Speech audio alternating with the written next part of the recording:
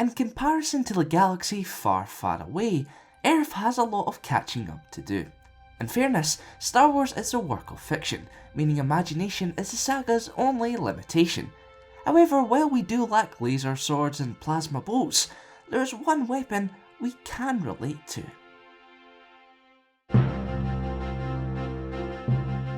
Welcome to the Kanguzan Star Wars Weapons Lore Episode 16, Slugthrowers.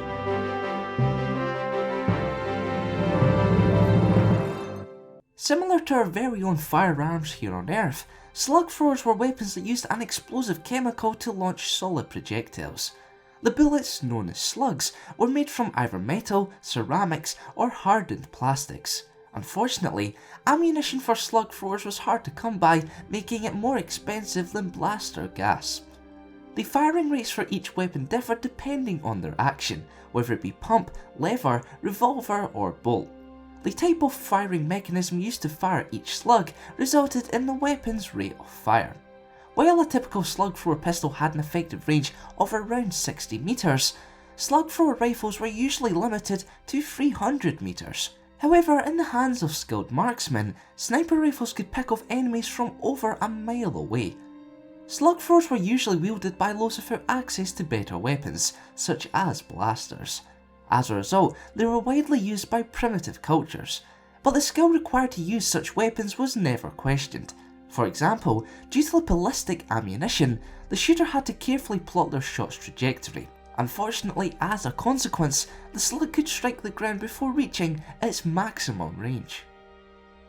During the reign of the Galactic Republic, since lightsabers could not deflect slugs, mercenaries utilised rapid-fire slug-throwers against Jedi Knights. Slug-throwers were also used by assassins when silenced. On the contrary, those seeking a less than subtle approach equipped themselves with either explosive or incendiary slugs, while those who sought to stun a target, like those in the Rebel Spec Force units, utilised rubber ammunition. Bounty hunters who equipped the weapons often varied their ammo in the same magazine, starting with non-lethal slugs and working their way up to deadlier rounds to gradually incapacitate a target. Manufactured by the likes of Zerka Arms, Merr-Sonn munitions, and Oriolanis defense systems, slug-throwers were equipped by many famous individuals throughout the galaxy, including Qui-Mane G. Shalil, who later became the infamous General Grievous, Aurra Sing, and Lando Calrissian. While the Corunai natives of Harun Kal used slug-throwers throughout the Summertime War, the Tusken Raiders of Tatooine wielded the Tusken Cycler for long-ranged attacks. Even though most armour protected the user from slug-thrower projectiles, most slugs could penetrate a stormtrooper's helmet lens or vulnerable neck area. As a result, the Tusken Raiders simply used the Imperial soldiers as target practice. Lastly, as blasters and replacements were hard to find on the remote planet of Lama Red, slug-throwers were used in the annual landing shootout contest to determine the populace's greatest marksman. The winner of the very first event received a pearl-encrusted slug-thrower, handcrafted by artisan and crack shot Mick Slidell. Now it's time for this week's question. Would you rather wield a blaster or a slug-thrower? Let me know in the comments below.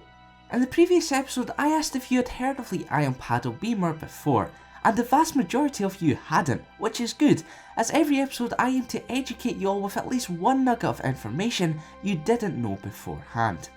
To have your say in future Star Wars Weapons Lore videos, head on over to thekanguzans.com and get voting. Thanks for watching, and for more Star Wars related content, keep a look here to the Kanguzans. I long for the day where we can have our own fully working lightsabers. I mean, I have no idea what I'd do with one, probably just cut red or something, but it would be incredibly cool. Now, we may be a fair bit away from that dream, but there's already technology out there straight from the Star Wars universe, so let's look at the top 10. Number 10. Tractor beams. Tractor beams were used in the Star Wars universe to draw ships and objects towards another without any resistance. An example of this was when the Millennium Falcon was pulled towards the Death Star in A New Hope. Clearly we don't have massive balls in space that we can suck starships towards, but in 2014 the Australian National University broke the distance record for tractor beams. They were able to drag hollow glass spheres for up to 20 centimeters using lasers. Furthermore, researchers have recently deducted that sound could rival light as a source for future tractor beams. Who knows, in the future we may have tractor beams to the same scale as those in Star Wars.